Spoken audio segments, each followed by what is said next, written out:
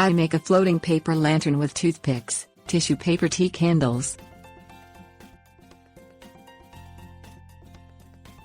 The use of floating paper lanterns began in 7th century Japan with a Buddhist festival known as Toro Nagashi. The festival takes place at the end of summer in memory of the spirits of dead ancestors. Participants take part in creating, and then launching, floating paper lanterns.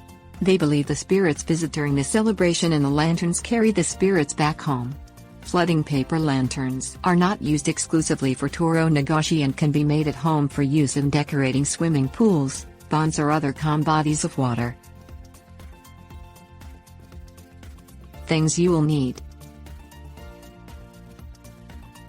synthetic paper, ruler, scissors, 16 toothpicks, glue, tissue paper, transparent tape, tea candle. Cut synthetic paper into a 4.5 by 6 inch rectangle. Fold a 1/2 inch crease on each side. Pinch the corners and fold each inward. This will form the floating base of the lantern. Glue 2 of the toothpicks together side by side. Allow glue to dry completely. Repeat with remaining toothpicks. Create 4 tissue paper designs, 1 for each side of the lantern. Each design should be as tall as the toothpicks and measure 3 inches in length.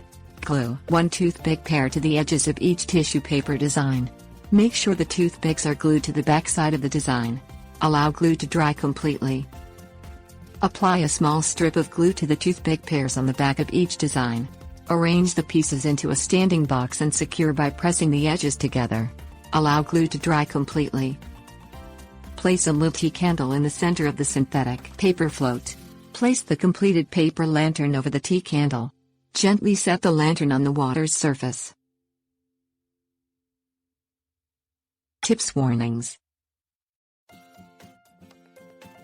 Do not let the tissue paper come in contact with the flame when setting frame over the candle.